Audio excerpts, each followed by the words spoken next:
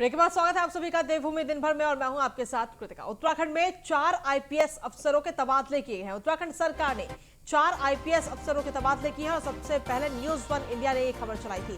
प्रदीप कुमार राय अल्मोड़ा के एसपी बनाए गए हैं, तो वहीं अर्पण यदुवंशी पुलिस अधीक्षक जीआरपी बनाए गए हैं और रेलवे से पुलिस अधीक्षक की जिम्मेदारी दी गई है। हिमांशु कुमार वर्मा पुलिस अधीक्षक यातायात और अपराध हरिद्वार की जिम्मेदारी मनोज कुमार को दी गई है और अपर पुलिस अधीक्षक रुद्रपुर भेजा गया है। इस वक्त की बड़ी जानकारी आपको दे रहे हैं।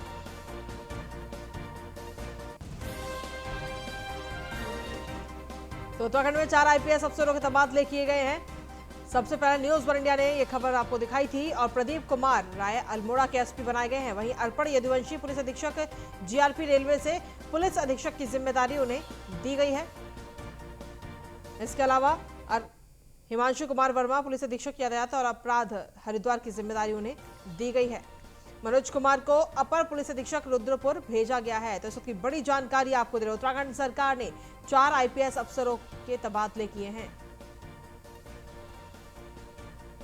अधिक जानकारी के साथ संवाददाता सुदीप जैन हमारे साथ जुड़ गए। सुदीप, क्या कुछ ताजा अपडेट आपके पास में? उत्तराखंड में 4 आईपीएस अफसरों के तबादले किए गए हैं। जी देखिए, ये चूंकि अल्मोड़ा में जो एसएसपी का पद था वो 2 माह से रिक्त चल रहा था। सरकार को इस पर तैनाती करनी थी। 2 दिन पहले सूत्रों ने खुलासा किया था कि अल्मोड़ा पर तैनात जो कप्तान है उनकी पोस्टिंग होने जा रही है। आज एक बड़ी लिस्ट आई है। इसके तहत अब उत्तरकाशी के जो एसपी हैं प्रदीप कुमार राय, इनको अल्मोड़ा भेजा गया है और नए जो आईपीएस अफसर हैं अपर्ण यदुवंशी, उनको उत्तरकाशी लाया गया है। इसी प्रकार से मनोज सत्याल जो हरिद्वार में थे, क्राइम और रेलवे देख रहे थे, इनको एडिशनल एसपी उधम सिंह नगर लाया गया है। तो कुल 4 अफसरों की लिस्ट जो आ गई है, सरकार ने बड़ा फेरबदल किया है और ये चूक प्रस्तावित थी क्योंकि अल्मोड़ा जिला अधिक चल रहा था, पर सरकार ने देर से सही पर अल्मोड़ा जिले को आखिरकार कप्तान दे दिया है। जी चलिए, बहुत बहुत शुक्रिया तमाम जानकारी देने के लिए सुदीप।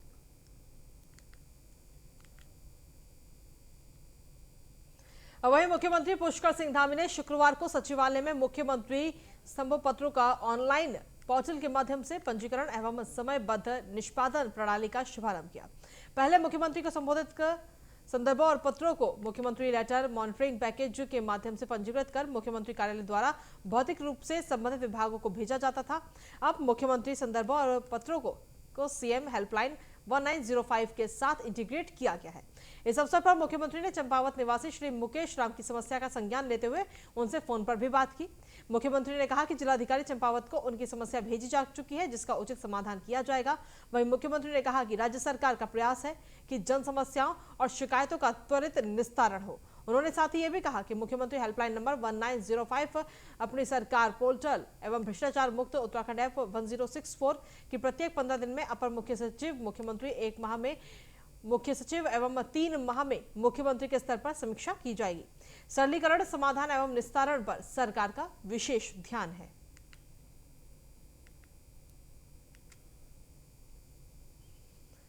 वहीं उत्तराखंड के मुख्यमंत्री पुष्कर सिंह धामी ने शुक्रवार को देहरादून में केंद्रीय पर्यावरण मंत्री भूपेंद्र यादव से मुलाकात की। मुख्यमंत्री धामी ने उनसे प्रदेश से संबंधित विभिन्न मुद्दों पर चर्चा की। मुख्यमंत्री ने केंद्रीय मंत्री को पर्यावरण मंत्रालय में राज्य के लंबित मामलों के संदर्भ में भी जानकारी देते हुए इनके शीघ्र निस्तारण का अनुरोध किया। केंद्रीय मंत्री ने मुख्यमंत्री को हर संभव सहयोग के प्रति आश्वस्त किया।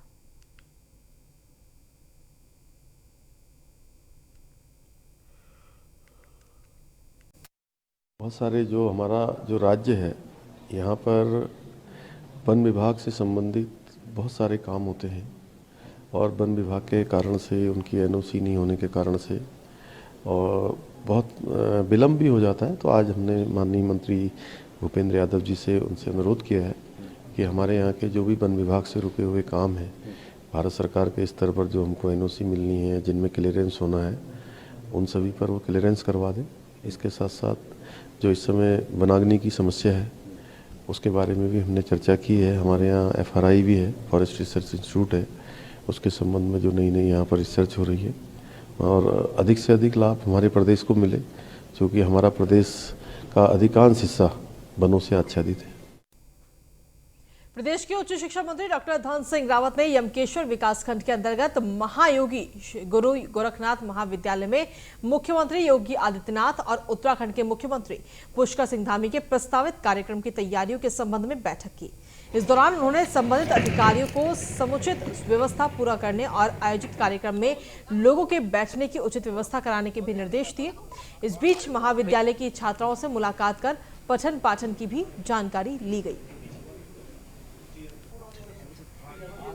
कि आप लोग स्टेट लेवल पर भी कुछ बच्चे हैं जो खेल रहे हैं, तो पौड़ी से खेल रहे हैं, तो मुझे बहुत खुशी है कि इस तरह की लीग यहाँ पर हो रही है। इस लीग को और कैसे अच्छा कर सकते हैं, इसमें जुड़े हुए बच्चों को हम और कैसे प्रोत्साहित कर सकते हैं, इस पर हम लोग धीरे धीरे काम करेंगे, इस पर हम लोग और कार्य करेंगे। कि आप लोग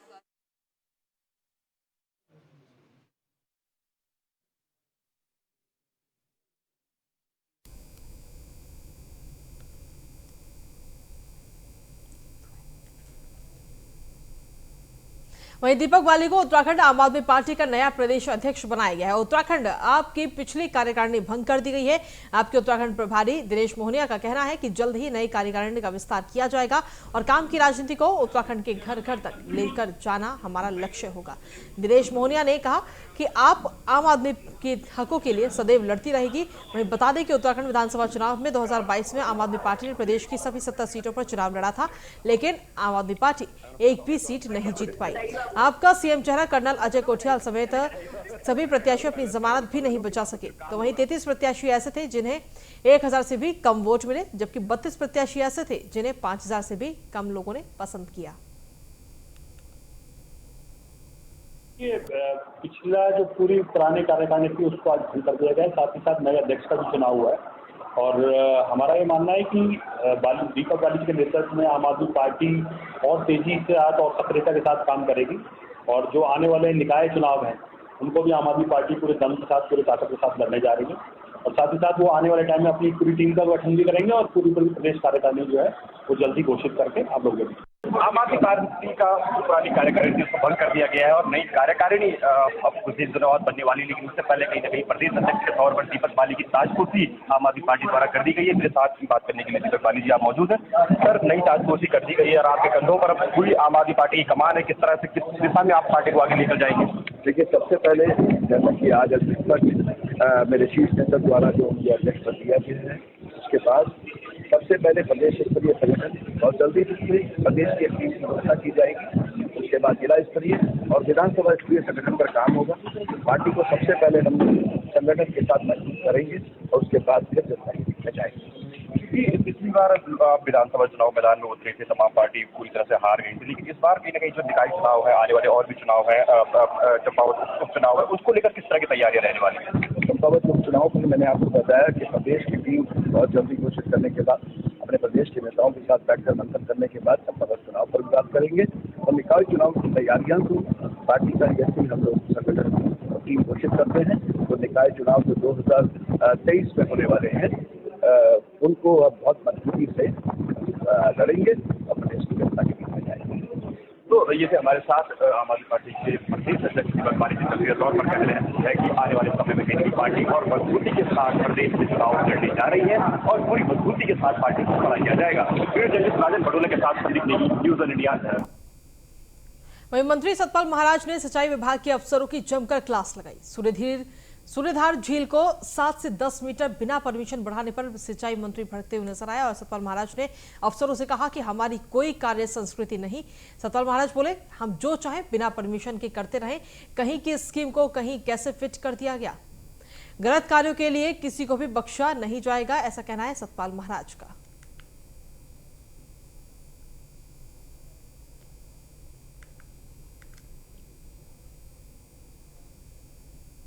सूर्यधार में आपने जो है 7 मीटर से 10 मीटर बढ़ा दिया बिना परमिशन के, ये क्या मतलब कितनी बड़ी अनामली है ये। दुर्भाग्य है हमारा कि बिना किसी परमिशन के, बिना किसी चीज के आप 7 मीटर से उसको 10 मीटर कर रहे हैं। फिर इधर तो हम कह रहे हैं कि अनुसंधान संस्थान बना रहे हैं, हम लोग कर रहे हैं, जल विद्युत योजनाओं का कर रहे हैं, उधर देख लीजिए। Very shameful. इससे पता लगता है कि हमारी कोई कार्य संस्कृति नहीं है, जो चाहे कर लो, बिना परमिशन के कर लो।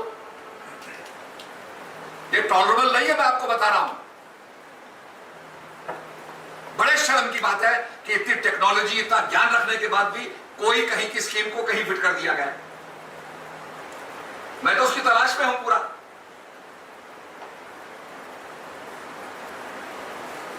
बहुत बहुत दुखद घटना है ये। और वहीं हरिद्वार नगर के जुर्स कंट्री सोसाइटी अपार्टमेंट कैंपस में बने स्विमिंग पूल में डूबने से एक 7 साल के बच्चे की मौत हो गई। जिलाधिकारी ने इस घटना के मजिस्ट्रेट जांच के आदेश दिए हैं। जिलाधिकारी विनय शंकर पांडे ने बताया कि पूरे मामले को गंभीरता से लिया जा रहा है। जांच में जो भी सामने आएगा उसमें सख्त कार्रवाई की जाएगी। इसके साथ ही उन्होंने ये भी बताया कि हरिद्वार की दूसरी सोसाइटी के बीच बने स्विमिंग पूलों की जांच की जा रही है।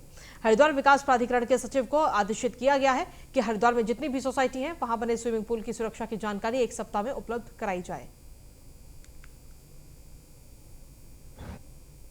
वही है, उसके लिए सर्वप्रथम हम अपनी संवेदना प्रकट करते हैं और साथ साथ भगवान से प्रार्थना करते हैं कि उस बच्चे को अपने चरणों में जगह दे। ये दुखद घटना कल करीब 6:30 बजे घटी। उसके बाद तुरंत हमारे जो चीफ मैनेजर और 2 लोग उस बच्चे को लेकर के भागे। जैसे पता चला हॉस्पिटल में, लेकिन वहाँ ये दुख के कारण बताना पड़ रहा है कि वहाँ बच्चे को मृत घोषित कर दिया गया। 3 चीज़ मैं आपको बताना चाहता हूँ। नंबर 1, ये जो स्विमिंग पूल है ये 4.5 फुट का है और 4.5 फुट के मानक में किसी भी इंस्ट्रक्टर की आवश्यकता नहीं होती और ना ही किसी लाइफ गार्ड की आवश्यकता होती है।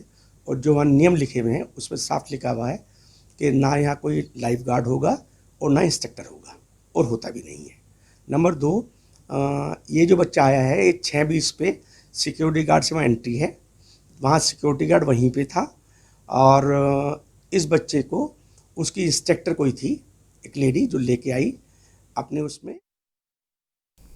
वहीं केदारनाथ धाम समेत तृतीय केदार तुंगनाथ और द्वितीय केदार भगवान मदमहेश्वर धाम में देश विदेश के श्रद्धालुओं को मेडिकल सेवाएं देने के लिए 6 सिग्मा की टीम दिल्ली से रवाना हो चुकी है। ये टीम कपाट खुलने से पहले धामों में पहुंच जाएगी, जहां टीम तीर्थ यात्रियों को बेहतर स्वास्थ्य सुविधा मुहैया करवाएगी।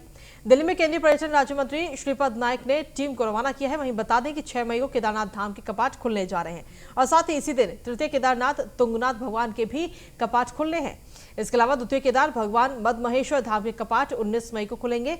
6 सिग्मा हेल्थ केयर देश की एकमात्र ऐसी संस्था है जो हाई एल्टीट्यूड में फ्री मेडिकल सर्विस देती है, किसी भी प्रकार का कोई डोनेशन नहीं लेती। 6 सिग्मा हाई एल्टीट्यूड मेडिकल सेवा का पंच मूल मंत्र है, जो कितनी भी ऊंचाई, किसी भी स्थान पर, हर समय, किसी भी मौसम में और किसी भी पहाड़ पर नाम नामक निशान, इज्जत और वफादारी के साथ सेवा देने के लिए सदैव तत्पर रहते हैं। इस बार यात्रा में मेडिकल सेवा देने के लिए 6 सिग्मा हेल्थ केयर की ओर से 130 से ज्यादा मेडिकल स्टाफ को लगाया गया है, जिसमें क्रिटिकल केयर, कार्डियो, रेस्पिरेटरी और गायनी के विशेषज्ञ भी अपनी सेवाएं देंगे। 6 sigma high altitude medical services का आगाज हो चुका है, जिसमें केदारनाथ, हेमकुंड साहिब, तुंगनाथ, मदमहेश्वर और अमरनाथ यात्रा शामिल है। और पूरी 6 सिग्मा की टीम तैयार है एक अच्छे अनुभव के साथ, अच्छी ट्रेनिंग के साथ अपने आने वाले जो भी यात्री हैं उनको बेहतरीन मेडिकल सर्विस देने के लिए। 6 सिग्मा हेल्थ केयर फेमस है at any time, anywhere, any weather, any hill. और हाई ऑल्टीट्यूड मेडिकल सर्विसेज में हमसे बेहतरीन और बेस्ट से बेस्ट सर्विसेज देने के लिए हम पूरे देश में जाने जाते हैं। 6 सिग्मा हेल्थ केयर ने आर्मी से भी ट्रेनिंग हासिल कर ली है, एयरफोर्स से, आईटीबीपी और बीएसएफ से भी। और हम लोग चाहते हैं कि सभी यात्रियों का हम लोग वहां पर बढ़िया तरीके से स्वागत करें। वहीं हरिद्वार में ऋषिकुल आयुर्वेदिक कॉलेज के प्रशिक्षु डॉक्टरों का धरना 1 सप्ताह से लगातार जारी है। प्रशिक्षु डॉक्टर स्टाइपेंड बढ़ाने की मांग को लेकर लगातार धरना दे रहे हैं। प्रशिक्षु डॉक्टरों ने कैंडल मार्च निकालकर विरोध जताया और वहीं डॉक्टर का कहना है कि कॉलेज प्रबंधन मनमानी कर रहा है। आंदोलनकारियों ने चेतावनी दी है कि जब तक उनकी मांग पूरी नहीं हो जाती, धरना इसी प्रकार जारी रहेगा। 7,500 रुपये हमें मिलती है। हम चाहते हैं हमारी स्टाइपेंड बढ़ के 17,000 हो। 250 रुपये से भी कम की मजदूरी हम पर डे करते हैं। इससे ज़्यादा तो किसी एक लेबर की मजदूरी है, रोज़ की दिहाड़ी है। हम डॉक्टर्स हैं, हम इतने कम में काम कर रहे हैं, यहाँ पे दिन रात मेहनत करते हैं। हमारा धरना 6 दिन से चल रहा है। हमारा स्टाइपेंड जो 7,500 रुपये है वो एलोपैथ के बराबर करने की हमारी मांग रखी गई थी। हम आयुष इंटर्न हैं, हमारा स्टाइपेंड 7,500 रुपये मिल रहा है और हम दिन रात काम करते हैं, रात की भी हमारी नाइट ड्यूटी लगती है और हरिद्वार का पूरा वैक्सीनेशन हमारे द्वारा करा गया है, फिर भी हमारा स्टाइपेंड अभी आधा है और एलोपैथ वालों का स्टाइपेंड 1 साल पहले बढ़ाकर 17,000 रुपये कर दिया गया। तो हमारी मांग यही है सरकार से कि हमारा स्टाइपेंड 7,500 से बढ़ाकर 17,000 रुपये कर दिया जाए। उसी को प्रोटेस्ट के रूप में एक शांतिपूर्ण रूप से हम आगे। और देवभूमि दिन भर में खबरों का सिलसिला लगातार जारी है। रुकेंगे छोटे से ब्रेक के लिए, जल्द हाजिर होते हैं।